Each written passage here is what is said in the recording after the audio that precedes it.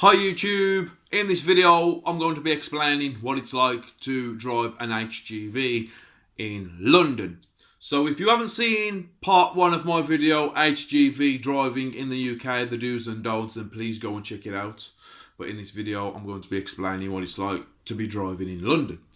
So HGV has done it for me, it's killed me off, it's put me in a very bad place and in a very depressing place, and currently now I am on the sick. I was delivering steel coil and I was doing very long hours. I was all over the country delivering in a Class 2 18 tonner, brand new Scania, and I pulled over for my break, for my 45 minutes break, and the company at the time, the manager got on the phone and said, get back on the road, you've got deliveries to be doing, you know, I'm losing money because of you. And I told him I fell asleep behind the wheel, I'm taking my 45-minute break. He didn't like it, and now I went to the doctors and blah blah blah, put me on the sick. So what's it like driving in London? London. I only been to London once, and that was in the lorry. And never again. I won't even go in my car to London. I won't even go on the train. I won't even visit London again. London is probably the worstest place probably on earth to drive. There is so much to look out for in London when you're driving an HGV. And especially with something that's 16 foot high and 18 tons in London. God knows what it's like to drive an Arctic, but that is a Class 2, and it's scary, it's freaking, it's nasty, and it's just not good. So when you're down in London, you have a lot of buzz lanes. Do not go into the buzz lanes. The buzz lanes have cameras. Do not go into the buzz lanes. You should know that anyway. Right?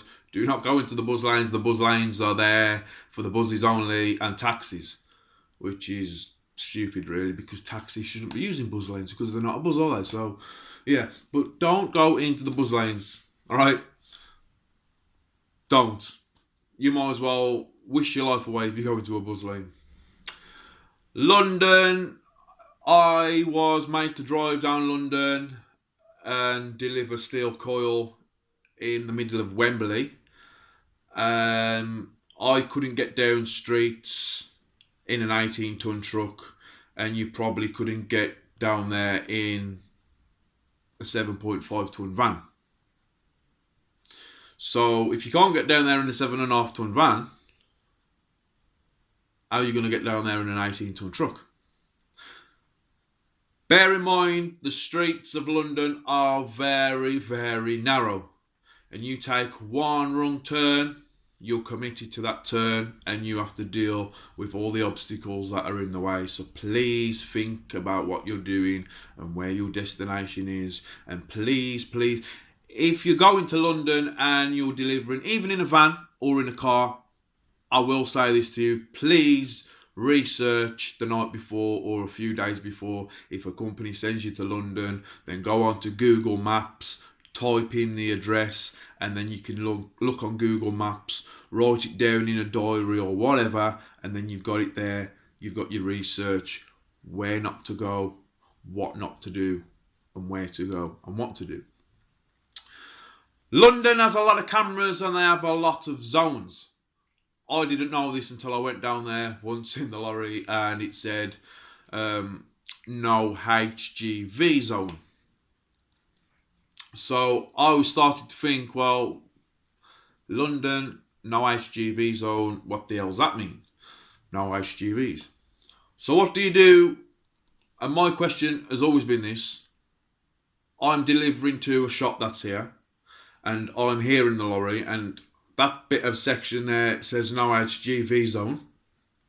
What do I do? I can't go that way, can't go that way, can't go this way. I've got to go that way. What do you do? Please do your research. Please do your research before going down London in an HGV lorry. I wouldn't like to think what it's like to drive an Arctic, a 42 or a 44-ton truck down in London but driving an Hgv Class 2 18-ton truck was bad enough. The people of London are arseholes. I don't give a fuck that they're just arseholes, alright? They're bad. They are arseholes. They haven't got no manners, nothing. So please bear that in mind. They are arseholes, alright? You open the window, they won't give you directions, or even if they do, the directions are wrong and you're fucked anyway. Right? Traffic wardens as well. There is a lot of traffic wardens in London. I don't know the people to the traffic wardens because there's that many traffic wardens in London. Right?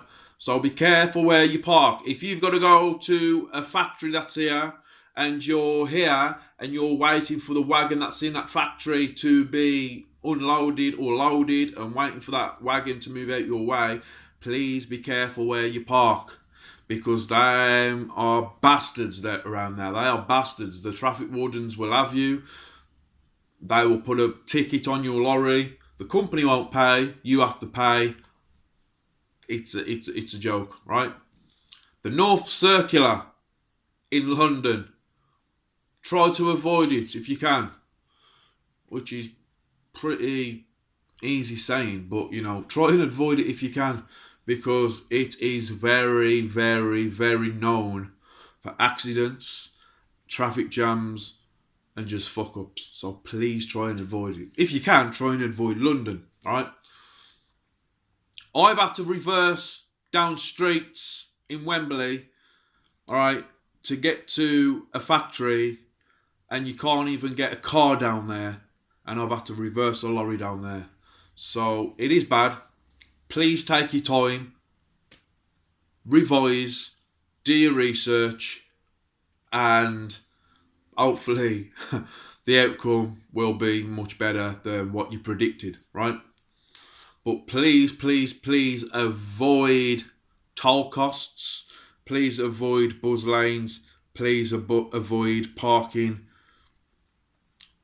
If you've got to pull over for a break, try and find a retail park.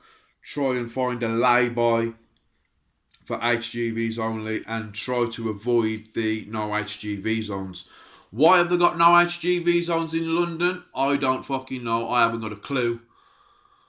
It's something to do with pollution areas and noise level areas. Fuck knows why they've got that in London for. I really don't know. I'd understand if it was in the countryside, but in London, they need the Reds looking at. I really don't know why they are intact. So please do your research before going to London. My experience in London wasn't very good. I was driving an 18-tonner with a lot of steel on the back, big steel coils. I had an overhang as well of about 2 meters. Took the wrong turning. I was down little side streets that you probably couldn't get a van down. I was stuck. I had to turn round that way, left, straight on, and right was no entry. I had to fucking turn round, and I ended up smashing into about 5 or 6 brand new Mercedes and Bentleys and fucking God knows what round there, which is not very good when you're in a brand new wagon. But please try to avoid London if you can, because London just needs to be closed, right? It just needs to be closed. If they want deliveries, then they can fucking walk for it, right? Please try to avoid London. The drivers of London, they're really bad. They're bad. How people manage to pass the test, I really, really do not know. But the drivers of London are topping it off because they're just bad. Alright? So you've got all that to bear in mind before you go to London. Driving a van in London is probably bad. But if you've got multi-drops in a wagon, I feel sorry for you. Don't do it, or try to think of another way to do it, or pass it on to a driver of your company that is more experienced. Please, please, please do not go to London in a wagon on your own, because, yeah, it's an accident waiting to happen. Something's going to happen down there anyway, alright? A good day's going to turn into a fucking shit day, and that shit day is going to turn into a fucking nightmare. Alright, so thank you for watching. I hope you did your research, and I'm just going to leave you with that one. But try to avoid London.